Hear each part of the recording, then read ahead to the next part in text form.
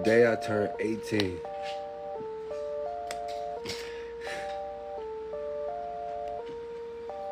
I was presented this damn contract, bud. Presented this contract on my birthday. 10%. 10% is what me and my splitting.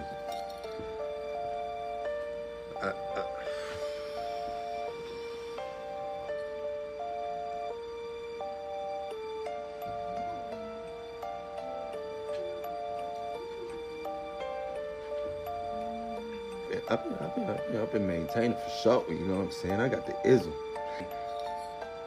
People like Lotto, Lotto. She worked with the same A&Rs that the newboyz. You know what I'm saying? She under the same A&R, but like she probably a little smarter, you know what I'm saying? She probably a little smarter because she older. She's older. Like we was 17 when we got signed. She's older, so like she's probably a lot smarter than what we was when her opportunity came. You know what I mean? Like, but I'm just thinking like, damn, these niggas taking that 90%, the newboyz money, bro, and investing into other artists. Like, newboyz money is making a lot of these artists right now. These artists is popping today. That newboyz money is really, really doing it.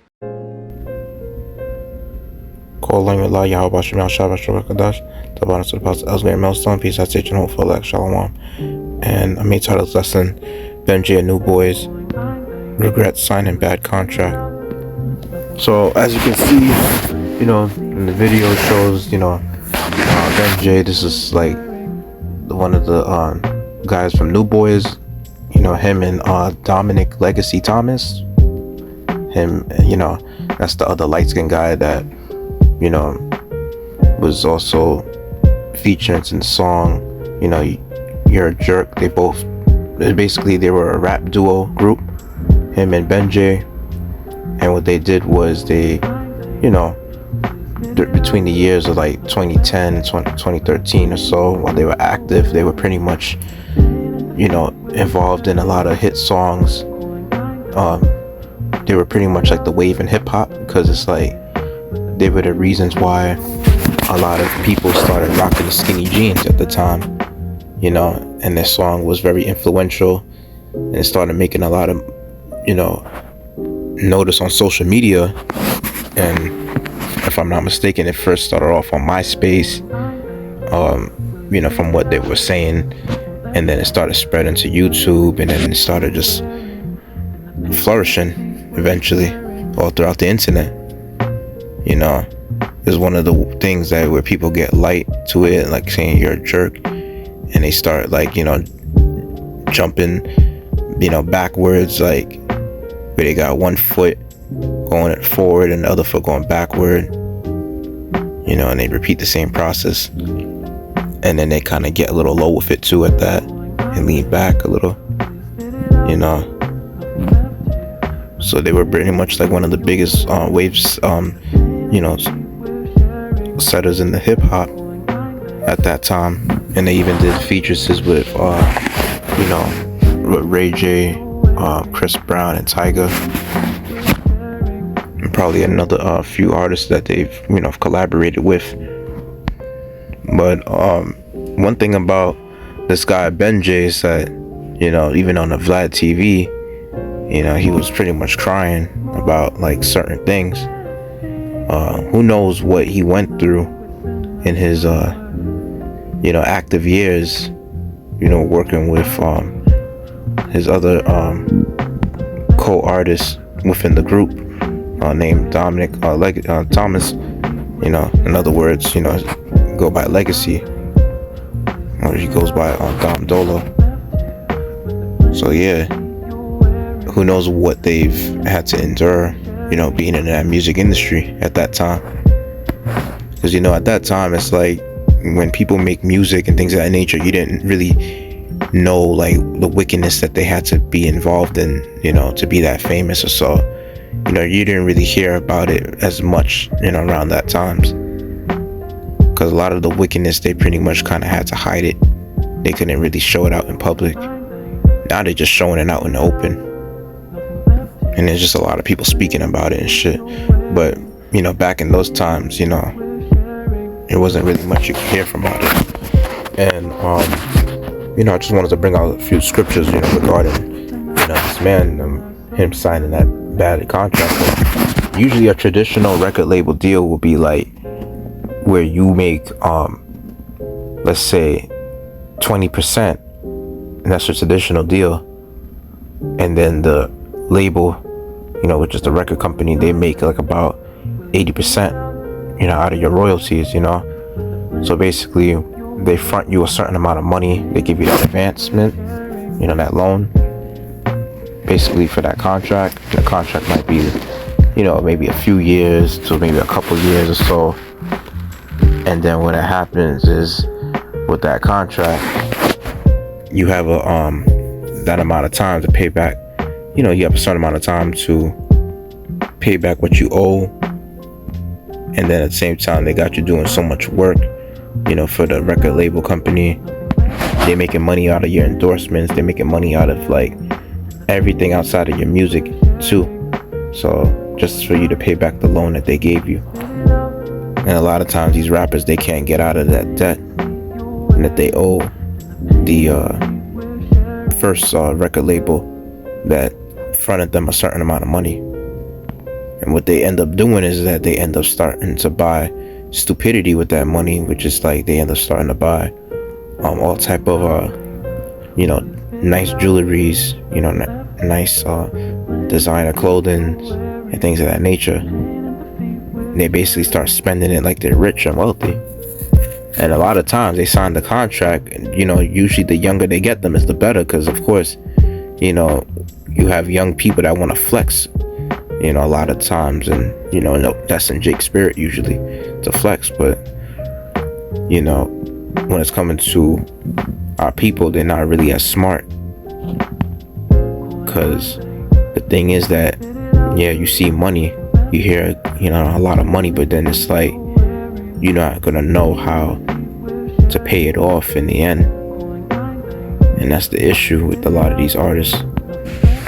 And now what's more fucked up about the record labels is that they have a thing where I remember French Montana was saying some shit like that, how they're just trying to get rid of people, like in terms of like they don't even care about who basically amongst their like the artists that they dealing with.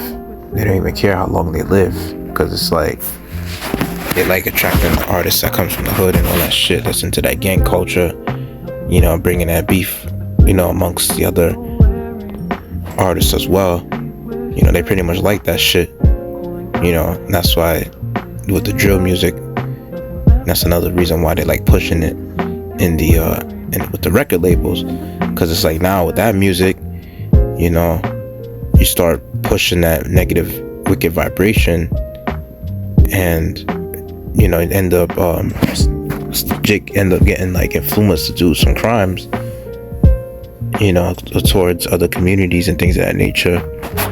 And I'm just saying, for the most part, when an artist gets killed, this is what French Montana was saying, is that the record labels, they get insurance off each artist, so they take out life insurance on them. So it's like it helps their label to profit a lot more, so they don't even give a damn about the artist's life.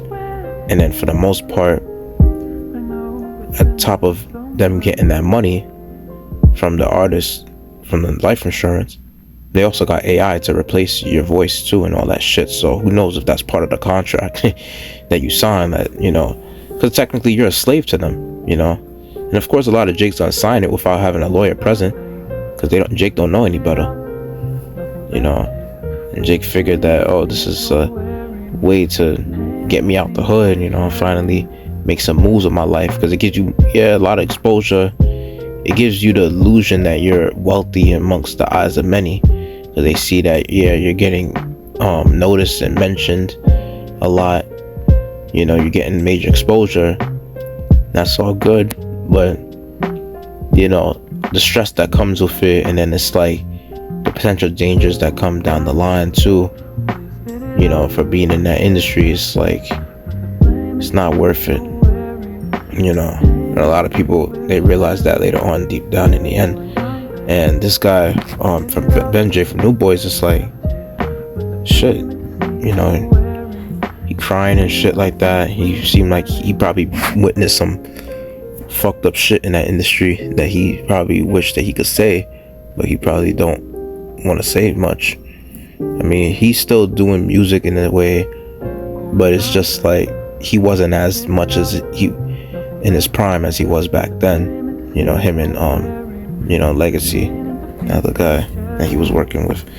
So let me get out Micah chapter 2 verse 10. It says, "Arise ye and depart, for this is not your rest, because it is polluted, it shall destroy you, even with sword destruction."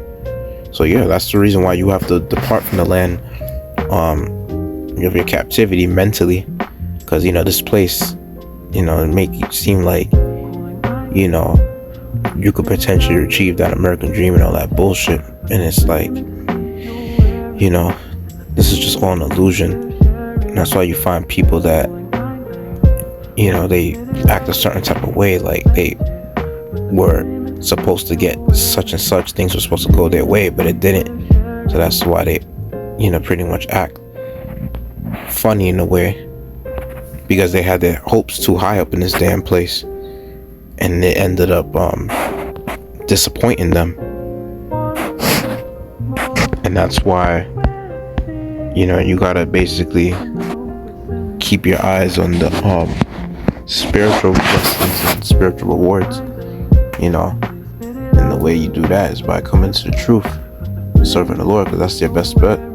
See, this world is like so many false promises, you know, so many false dreams and aspirations and shit. Honestly, everything is through the will of the Heavenly Father. I'm not saying that you give up on anything that you're trying to achieve, but, you know, you can still work to whatever, but just don't have your hopes too high up in this place, because the mindset you're supposed to be in is expecting the worst and hoping for the best, at least. You know, just expect for things to always go left, and, you know, never really think to yourself that things is gonna go your way and all the time, because shit don't even go like that for Esau. So how much more, you know, you as an Israelite, you know. So it says in Matthew chapter 6 verse 19, it says right here, "Lay not up for yourselves treasures upon earth, where moth and rust doth corrupt, and where thieves break through and steal." All right. You know, that record label that he signed to, like, shit, talking about that's not even a 360 deal, shit. At least a 360 deal is 75%. You get back 25, you know, percent or so as the artist. You know what I mean? But we're talking about, like, he mentioned when he just looked at the deal, he said it's 10% that him, the whole group newboyz, basically him and Dom Dolo, they're getting 5% each. So basically, since they started off as a duo, you know, 10% goes to that duo. So that's the percentage of the royalties. So basically, you getting 5 cents out of the dollar that they making out of your you know, out of the royalties. So anytime, like, of course, the record label is mostly profiting when people, you know, view the music and listen to it and shit, and of course make purchases on, you know, the music and things of that nature. And it really goes to show you that how a lot of these major labels, they help make a name for the artists, but then at the same time, it's like they strip you of a lot of earnings because of the fact that how, you know, they just take a large chunk of your money. So, like, as they're making like 6 figures out of the sales, you practically are touching, like, you know, only a few thousands out of the 100 or 10 out of the 100, you know, thousands that they're making, you know. And And in verse 20 says, but lay up for yourselves treasures in heaven, where neither moth nor rust doth corrupt, and where thieves do not break through nor steal. For where your treasure is, there will your heart be also. And that's why we don't have our hopes too high in this place, man. You see? Because it's like, shit like this goes on, and you know, at one point, wish that you was in their shoes, you know, these artists. They have their little temporary shine, their little fame, and then it's like, look, you almost don't hear about them no more. And even if they're doing certain things, it's not like they were as, you know, like as famous as they were back then. It's not like they're gonna get that back unless they, you know, have to be signed again or so by another label, a major one at that. And then it's like they gotta indulge in all type of high levels of wickedness. And I feel like the industry is way more corrupt now than it was back then. But even then, it's like, you know, there's still some form of corruption that you have to pretty much do a lot of shit behind closed doors that artists will feel embarrassed to even mention what they had to do, and the type of rituals that they had to engage in, and type of invitations or parties that they had to go through just to pretty much get the fame that they got. And that guy Ben JV was saying on Vlad TV at one point he was pimping, you know, like that's how hard it was for him. I mean, because he had kids or whatever, so it's like it wasn't really easy for him to, like, you know, after he stopped, you know, making music with newboyz, you know, with that group, when they officially had their end. And I remember from what he was saying in one of the videos about his interview with DJ Vlad, he said that how the reason why the group ended was mainly because Tinashe, she was the one that influenced you know, Dominic to make solo music and to kind of work with her. He claimed that Dominic was the one that helped her with a lot of you know, productions, and didn't give him credit for it or whatever. That's what he claimed, which, I mean, he could probably be exaggerating certain things, and I wouldn't be surprised if, you know, if he's really true about a lot of those things that he said about, you know, especially with the fact that they decided to go solo careers, and if the reason why was mainly because Tinashe was trying to influence Dom to do that, you know, I wouldn't really be surprised to find out if, you know, because a lot of times a woman is the reason why, you know, things really fail within guys' lives.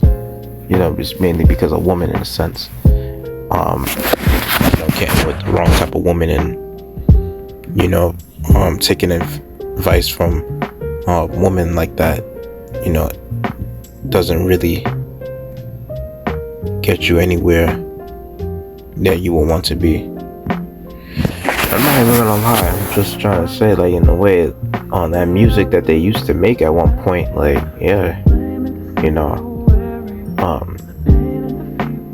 you know, they started off in California with it, and then it started, you know, making its way to all the, you know, states, and even they were doing world tours going around different countries. You know, they were famous like that, you know, just straight from high school, like in a, you know, senior year or so, you know, that they started, like, pretty much, you know, making those type of moves, or junior year. So, you know, back in that time on social media, I mean, it was still kind of developing, you know, it wasn't really, you know, that corrupt as it is now. And what I find crazy was that Ben J even mentioned that how when it's coming to the music industry, you know, he said that, like, the same contract that he signed that for that record label, that same record label is using the money that was made from his group, which is newboyz, that he, you know, they're using that money for other artists. So that shows you that they just basically robbed out, you know, legally with a contract and had you to sign it. And he didn't even read that contract, with only for, like a few days ago that he just looked back at it. They said, so all them years he never read it, And he was, of course, a lot of Jakes, they be gullible in their teens, at a young age, signing that shit. And they don't look at it till later on down the line when they not working with the label no more, But what I also wanted to say was, it's crazy because when I tell you how the Lord really sets things up, really shows you this is all spiritual. Because I was originally talking about this to a brother, from the main camp. After camp, I was literally talking to a brother about the newboyz thing, because we was talking about how things were back then in the past, in the early 2000s and shit. And I was mentioning about the newboyz wave and all that shit. And then the crazy thing is, it's like, now when that happened, I was talking about it last week, and then now here it is a few days ago, this guy Benji goes on live and starts talking about how, he starts speaking against the evils of the industry. And I saw that whole video, and it seemed like he exposed anything that was considered as a humiliation ritual, to be a part of his group or so, or to just perform music with certain artists or so. You know what I mean? He didn't make mention of any of that, but who knows if that's what really had to go down, and he just don't want to speak on it. Because he sure do cry a lot though, every time he got something to say about the industry, or about the contract that he signed. The other thing too is he growing on dreads, and of course he's smoking a lot of weed and shit. A lot of times, when artists, they smoke a lot and they drink a lot, they try to keep that depression, of all the shit that they went through in their past, especially all the shit that they had to go through and endure to be in that industry. They try to drink that depression and that sadness away, and they try to smoke it out too. And in 1 Timothy chapter 6 verse 9, I'll make this the last precept. It says, but they that will be rich fall into temptation and a snare, and into many foolish and hurtful lusts. And that was a foolish or hurtful lust right there for money, for you to sign a bad contract and you're not even looking through it. You're not reading along the lines. Ultimately, you're not having a lawyer that's experienced with these things to look it over with you and say hey, I don't agree with this. There should be a higher percentage at least, But I'm telling you, man, Jake is simple. People don't think like that. It says, which drown men into destruction and perdition. Right, and that destruction and that perdition, you can see that with a lot of these celebrities that sell their soul, because it's they sign them damn contracts. They have to engage in all type of rituals, and mind you, this is what they have to do to make their money, to keep their fame, so that they can make that income start flowing, so they can pay back, the record companies that signed them, those labels, the higher ups that signed them. That's how they're making their money. So, and this is how they stay relevant too, so that they continuously get fans supporting them and shit like that. And it says in verse 10, for the love of money is the root of all evil, which while some coveted after, they have erred from the faith and pierced themselves through with many sorrows. Yeah, because realistically they can't really be in the faith and be that famous, because scriptures say that you can't serve the Most High and serve Satan. You either love one master, you hate the other. Because you see, one thing about Satan is that Satan don't want you to suffer right now, he'll help you to fight through that, fight around that suffering by trying to sell your soul, to sell out, to make your life easy and comfortable. Basically, what these people don't really understand is that you're just postponing your judgment when you do those things. So that easy life that you people try to seek for so bad, to be in that house of mirth, watch when the time of trouble comes, that's gonna be just trouble that's meant to destroy you. And when you're gonna be in the house of mourning that time, Satan ain't gonna help you. That's when the Most High gonna run things, and he gonna put his men to be, pretty much comforted in that time, to be in the house of mourning, to be in the house of mirth in that time. That's where the Most High gonna flip the tables, and the Most High has his men struggling right now, so that in that time you could be at peace. So pretty much the suffering that happens right now, it's like they say, you catch your hell now and you catch it later, and at least when you catch it now, you don't have to go through it later. And if anything, it's to toughen you and make you endure, so that when everybody folds and not notice why the hell these things are happening around them, they have no clue. You with the understanding, you got the clue. You understand. And piercing themselves through with many sorrows, like, of course, in the industry, they have a thing where, of course, you have to participate in, even sex rituals and humiliation rituals, where they may force you to be in orgies with all type of men, doing all type of defiled, heinous acts behind closed doors. And of course, Jake is going to be pierced with many sorrows, because deep down inside, it's like you have that. Jake has a zeal, and they have the spirit of knowing better. So it's like when they do shit like this, that's defiling to their spirit. Like they would naturally feel ashamed. Man, that's all I want to get out in that video, because just showing you right there that these are celebrities that at one point when you was younger you look up to, you idolized them at one point, you wanted to be like them. It's like you really try to live out that life that they were portrayed, through their music and through the social media platforms that they have. It's like you really wanted to live that life, and it's like, look at it now, it don't mean nothing anymore. They're not relevant now, because it's not like they were as famous like back then, how famous they were. They're not like famous like that anymore. There's some people that remember them. A lot of people remember them, but there's just some people that's like, still support them to some degree. The majority of people don't care, because they're not really a hot topic anymore. They're not trending.